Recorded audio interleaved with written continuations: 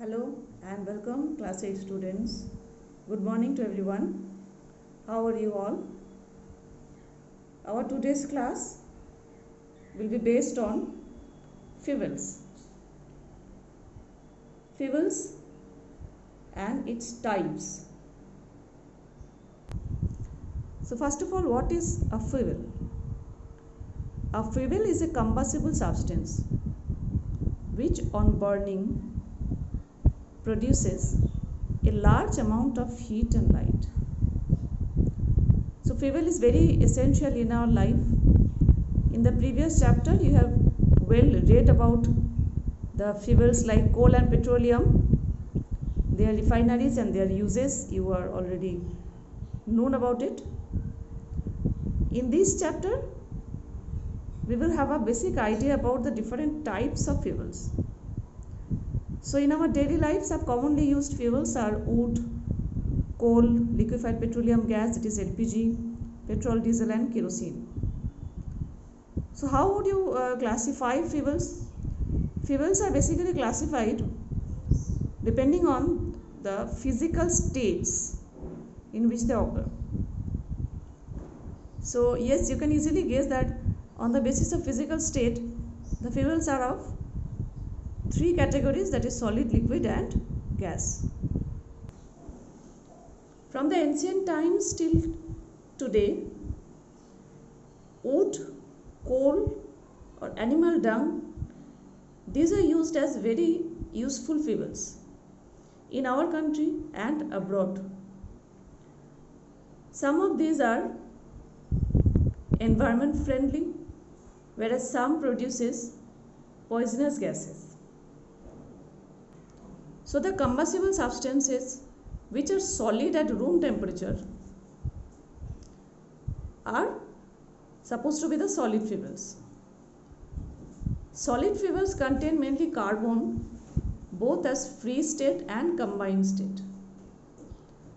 In rural areas, that is in villages, villagers and farmers, they use firewood as well as agricultural waste, animal dung cakes. Many of you have the idea, you must have seen that how this animal dung cakes are made by the villagers. These are the major sources of energy and used as fuels for their daily life, cooking purposes and other purposes. In your previous lesson you have read about the different types of coal. Coal being the most widely used fuel. Out of these four types, that is peat, lignite, bituminous and anthracite. Bituminous coal is the household coal which is used for household cooking purposes and many other purposes.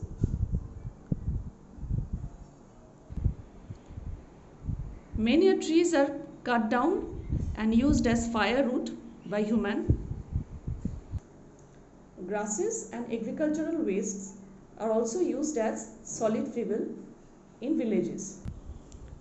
So these different solid fuels are the good source of energy to us, although most of the time they cause air pollution by producing the gases like carbon dioxide and carbon monoxide. The volatile liquids which produce combustible vapor are called liquid fuels, out of which kerosene is the most commonly used liquid fuel. Petrol and diesel are the two which are mainly used by us. These are mixtures of hydrocarbons, that is compounds of carbon and hydrogen. These are highly volatile with a specific aroma or odor.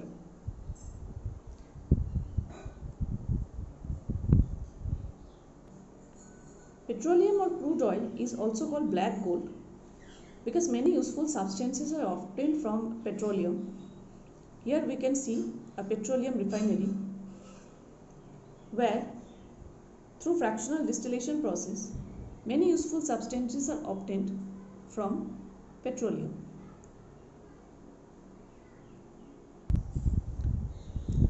The next category are the gaseous fuels. The combustible gases or the mixtures of many combustible gases are used as gaseous fuels. The most common example in our daily life is the LPG or liquefied petroleum gas, which is widely used as cooking gas. Natural gas obtained from the as mineral gas, biogas or gobar gas, which is obtained from the villages, coal gas, water gas, producer gas, and CNG, that is compressed natural gas. These are the examples of gaseous fuels. Petroleum gas is a byproduct during the fractional distillation of crude oil or petroleum.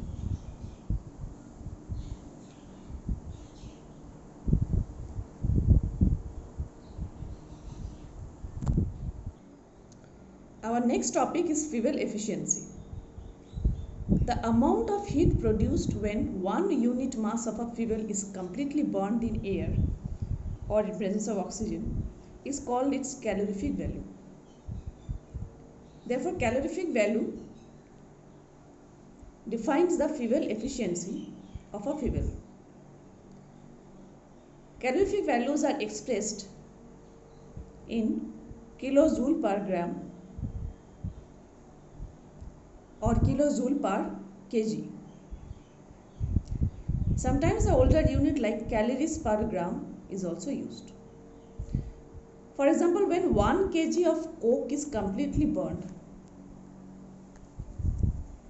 33,000 kilojoules of heat is liberated. It means that the calorific value of coke is 33,000 kilojoule per kg or 33 kilojoule per gram. This is the way we have to express the fuel efficiency of a fuel.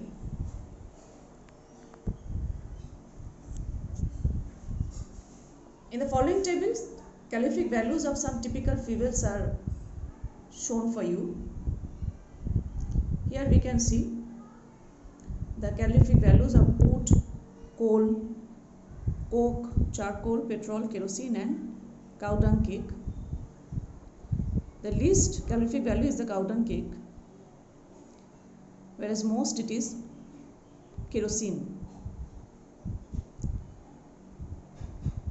Okay.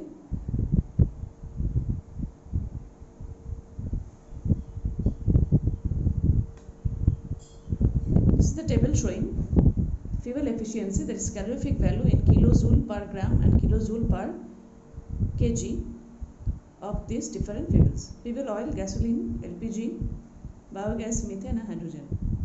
So these are the materials that are used as fuels, and the table shows the calorific values of these fuels. Now finally, what are the characteristics of an ideal fuel? That is, how an ideal fuel should be. An ideal fuel should be fairly cheap and easily available. An ideal fuel should burn at a moderate rate.